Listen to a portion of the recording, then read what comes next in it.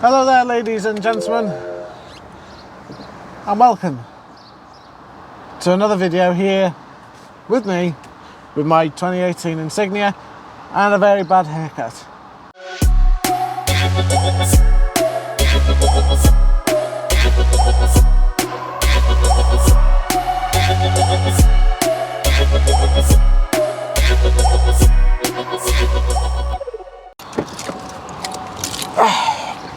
Yeah, so my 2018 Insignia doesn't know when to behave itself. It's its MOT day today, and well, a couple of days ago it made this noise again.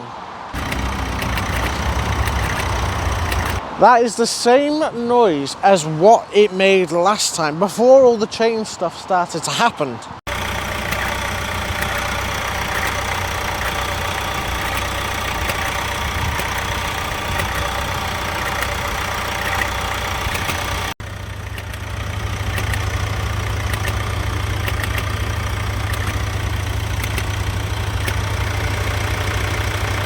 And well, with it being its MOT day today, I'm going to be asking a few questions when I go in, because it'll be going to Dickens where I bought it, and it may be that I have to choose something else because this is on finance. I've had it for a year. It's either I get the money that I have paid into it so far back and go somewhere else for another car, or I choose another one from Dickens themselves. There's a couple on the website at the moment, but obviously whilst I'm waiting for an hour for this car's MOT to be done, I might as well have a little look. But that noise, well, it's not doing it now. That's what's strange about it. And because it doesn't want to do it now, they can't find anything wrong with it. So I'm not exactly sure on what I'm going to be doing now, but I suppose I'll go and ask them when I go in and see what my options are, because I bought this car in the first place, so it gives me peace of mind it's going to last me 8 years, maybe more. It hasn't even lasted me a year so far, and that's the disappointing thing about it. Otherwise, I love the car. It's like another version of this DS3 again. And if you're wondering why I mentioned in the beginning of this video about my haircut, you guys may have noticed last time I've actually got a patch on the back of my head, which is from alopecia. I've had my bloods taken today. I'm just waiting on results. It's not great. I had to have it cut short because of a wedding I'm attending to, or I have attended to, should I say. And yeah, it's a bit embarrassing when you see a bald patch on the back of your head, especially when you've got dark hair. Anyways, guys, let's go and take this Insignia for its MOT, see what else is about, and I'm going to be asking some questions, and I'll be back with you guys very soon.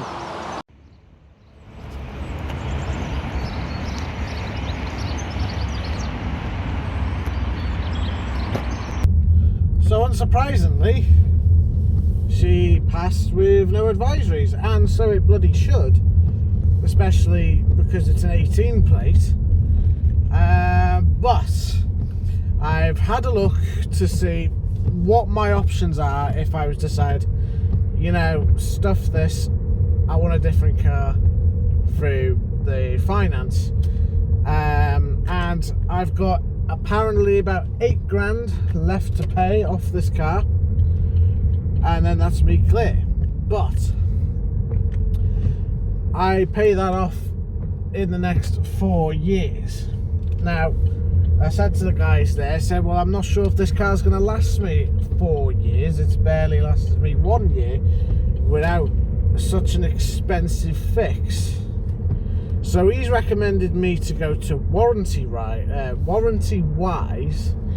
to see if they can hook me up with some sort of extra mechanical warranty. So anything like that, it's covered, especially I'll be paying for it. But otherwise, she passed an MOT, no problem. I had a look to see how much this car was worth, and this car is worth, if I was to trade it in today, £10,800. And because the resale value of this car is £12,998. I bought this car for 12, but I suppose I have used it. I have put nearly 20, well, more than 20,000 miles on this car since I purchased it, so you know, it seems that makes sense. However, if I was to choose another car, I'd only have a £2,000 deposit left to put onto another car, and I'd be losing my carpets, the rear boot mats, the wind deflectors, spare wheel that I put in it.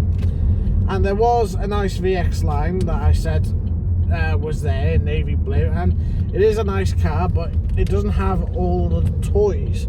It's got a small little dashboard screen, it doesn't have a reverse camera, and it's got a gouge in the passenger side door. It is a 2-litre diesel, however, but I think I'm going to decline that and just put some warranty on this Insignia, because right now it's running fine. You know, I've driven it 3,000 miles since I got it back, and it made that noise at one night when it was cold, so I'm hoping it's something to do with the temperature outside. Hopefully it's just because it was cold. But it made that noise before, and that's what worries me. You know, it's not a definite fault. They've plugged it in. There's no codes on the ECU. There's nothing. There's nothing there at all. And it's ironic, because when I made one of my first videos with the POV cam, I put, I'm in my trusty steed. And there's one guy, I can't remember his name, I'll applaud him for saying, I'm calling it a trusty steed, yet it failed on me. Which he's absolutely right. You know, he is absolutely right that I've called this a trusty steed, but it let me down.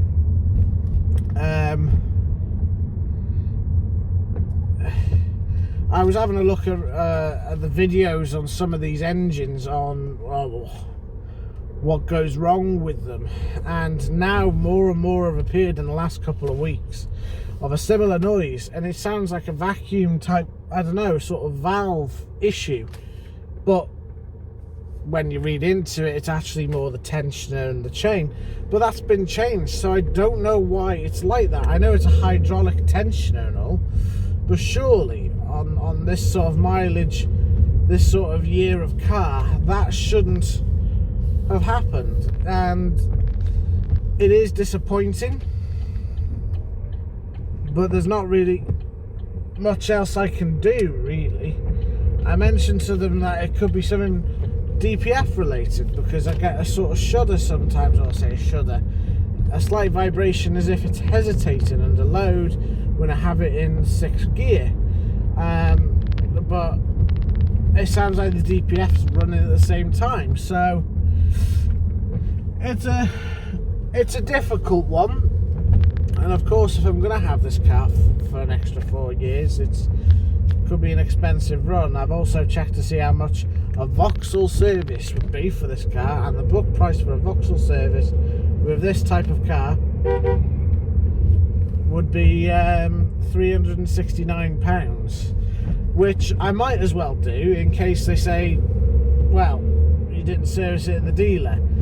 Not only that, I've already done my half-year service at a mate's, and I want to try and do a Vauxhall service every year, and then every half a year I do it at a mate's garage, just so I can keep on top of the oil for that chain, which is what you're supposed to do. That's why I believe it shouldn't have gone.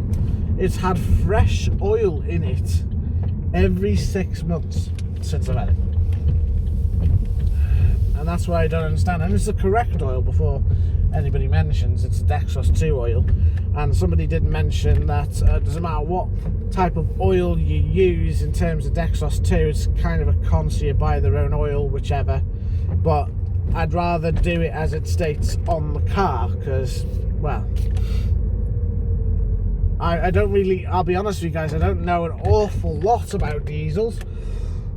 Other than I know, which is the reason why I bought this as a chain engine, is a chain should last you thousands and thousands of miles, not 52,000, you know. But hey, it is what it is. Anyways, guys, that's a short video for today, I suppose.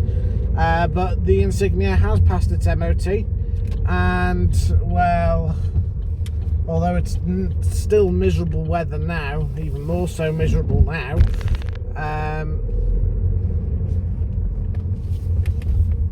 it doesn't look like I'll be getting rid of the Insignia anytime soon. I mean, there doesn't seem to be anything wrong with it now, which is good. And fingers crossed it doesn't go wrong. But I'll keep you guys updated with what goes on. Because at the moment, I hate to say it, fuming seems to be more reliable. Then again, I say this, I wouldn't like to do 20-odd thousand miles in fuming as a daily, because it'd be very expensive.